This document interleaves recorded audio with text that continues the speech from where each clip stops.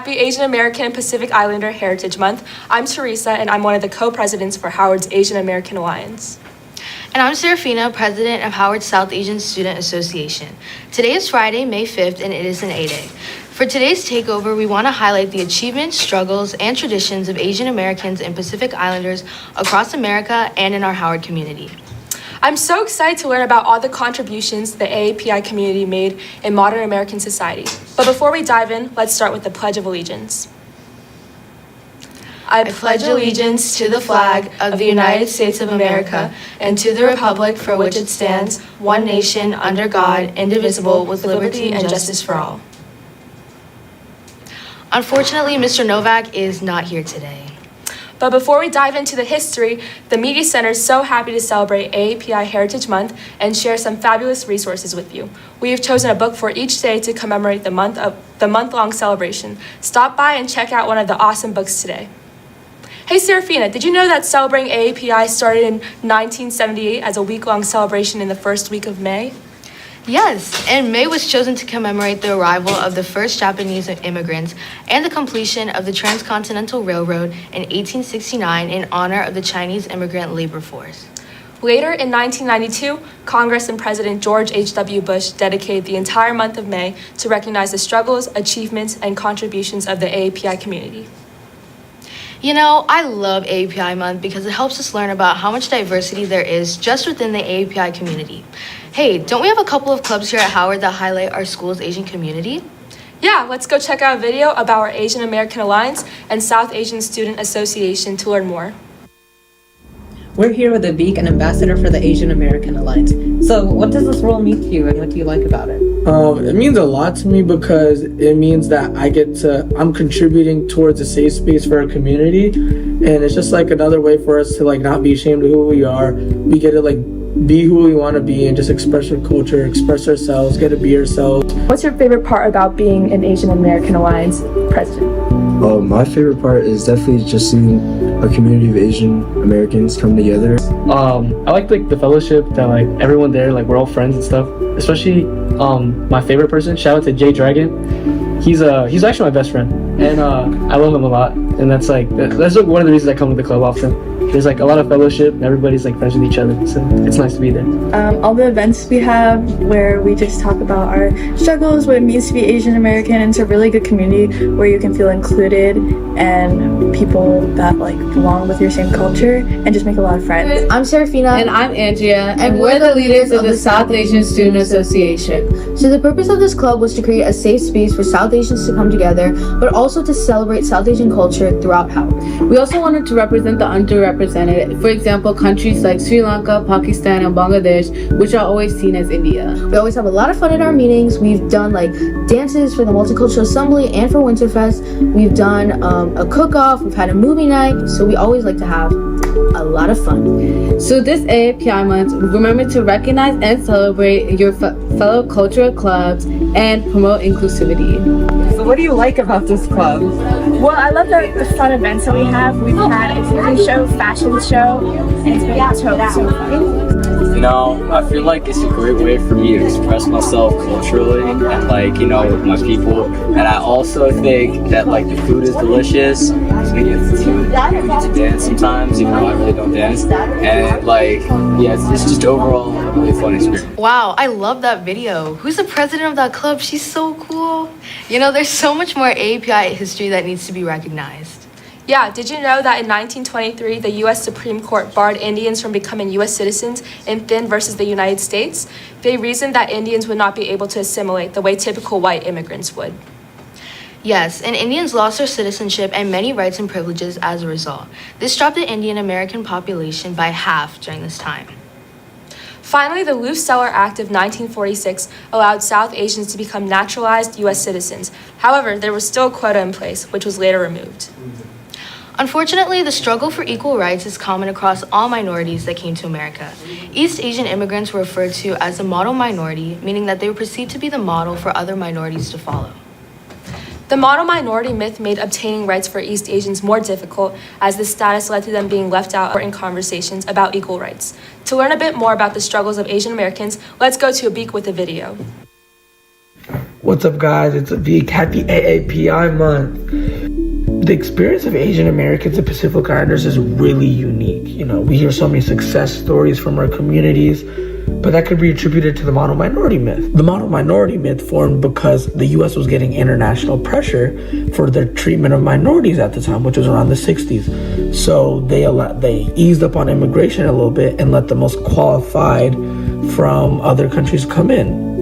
One of those places being Asia and Pacific Islander. Despite that, there are way too many circumstances in society where they're still unjust within our communities. Like imperialism still has lingering effects till this day. Like British occupying most of South Asia, America with Polynesian islands. You know, a lot of the native populations are forced into homelessness because of that. During imperialism, they stripped them of all their rights. They took away their resources so they can't even rebuild. It's just anything you can imagine that was bad happened to these people, you know? A way to maintain the structure is to find a way to justify it. So this is where stereotypes come from. Couple examples are, you know, Chinese people can't be trusted, you know, there's a lot of, you know, terrorist, Islamophobia notions, South Asians being predatory, demonic, you know, just our population smelling bad. Those were stereotypes.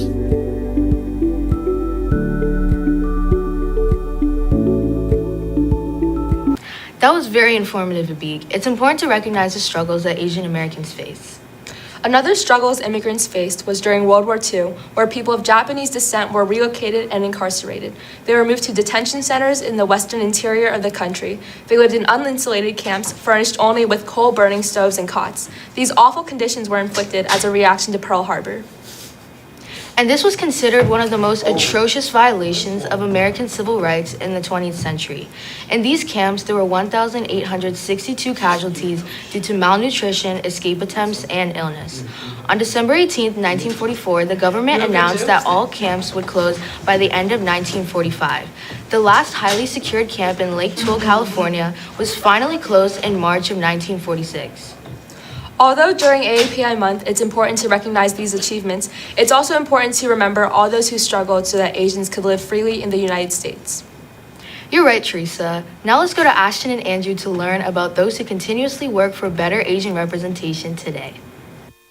Hey, Howard. I'm Ashton. And I'm Andrew. And today we're here to talk about famous Asian American figures in history as well as in recent times. It's common to think that Asians immigrating to America is fairly recent, but did you know that the first Asians to come to America were Filipino sailors who settled in the bayous of Louisiana a decade before the Revolutionary War?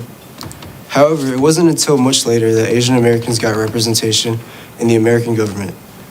Duleep Singh Sahn, a Californian Indian immigrant, was inaugurated as the first Asian congressman in January of 1954. Speaking of government, Kamala Harris is the first Indian vice president. Yes, and the work of Asian Americans throughout history has contributed to contemporary figures working for positive Asian representation in the media as well. This includes comedians like Hasan Minhaj and celebrities like Maitreyi Ramakrishnan, Dev Patel, Iman Vellani, Ali E. Carvalho, Olivia Rodrigo, Jackie Chan, Ken Jeong, Malala, Zayn Malik, Bella Hadid, Constance Wu, and Simu Liu. These are just a few names of artists that are positive Asian representation in the media. It is very important to recognize these figures and their achievements this month. Now let's watch a video on representation in Hollywood. My name is Andrea Joes, and today I wanted to share with you guys about the impact of Asians in the American film industry in honor of AAPI month. To begin, we have Anna May Wong, who is the first Asian American woman movie star. She was brought up in an era where Hollywood used white actors to mimic Asian Americans, a common method known as yellowface. She played in many different types of films like Toll of the Sea and Shanghai Express, truly representing the Asian protagonist. Talking about first, we also have Mindy Kaling, who starred as the first South Asian lead in The Mindy Project. Mindy Kaling later on produces the show Never Have I Ever, encapsulating the South Asian experience through a teenage girl in high school. There's also a well-known movie called Crazy Rich Asians, which was created from the novel This year, though, we have a lot more Asian representation. The movie Everything Everywhere All at Once received many awards throughout the Oscars, the director Daniel Kwan becoming the second Asian to win Picture Director and Screenplay after the director of the movie Parasite, and Michelle Yeoh becomes the first Asian woman to win the Best Actress award. The director and producer of The Elephant Whisperers become the first Indian winners of documentary short, and then the composer and lyricist of the song Natu Natu from the Indian movie RRR go on to win the Best Original Song. There are so many more accomplishments that Asians have achieved in the Oscars, let alone the film industry. It's important to remember not only during AAPI month, about the hard work and dedication these fellow Asian Americans have put into representing their country in the American film industry. Finally, let's close out the show with Smita talking about Pacific Islanders. Hi everybody, I'm Miss Smitha and I'll be talking about an underrepresented aspect of AAPI month, Pacific Islanders and their culture. Pacific Islanders consist of people from Fiji, Polynesia, Hawaii, and Philippines and more. They have traditions of stories, dance, and decorative patterns used in carvings, tattoos, and other artifacts that tell the story of their creation and journeys to their current lands and provide guidance for living in harmony with each other and the environment. Remember to recognize and celebrate Asian achievements not only during May, but throughout the year. Now back to the anchors. All right, Howard, that's all we have for today. And special shout out to the sponsor of AA, Mr. Two. And shout out to the sponsor, SASA, Miss Blessin. Have an AAPI